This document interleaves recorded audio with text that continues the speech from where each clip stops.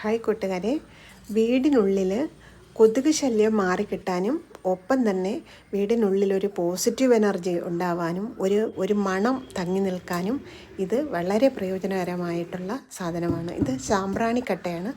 ഇത് പൊടിച്ചതിന് ശേഷം നമ്മളൊരു ചിരട്ട കത്തിക്കുക. ചിരട്ട കത്തിക്കാനായിട്ട് ഞാൻ ഉപയോഗിക്കുന്നത് വിളക്ക് തിരിയാണ്. അണച്ചു വെച്ച വിളക്ക് തിരി ചിരട്ടയിൽ വെച്ച് കത്തിക്കുമ്പോൾ തിരിക്കൊപ്പം ചിരട്ടയും കൂടെ കത്തി കനലുണ്ടാവും.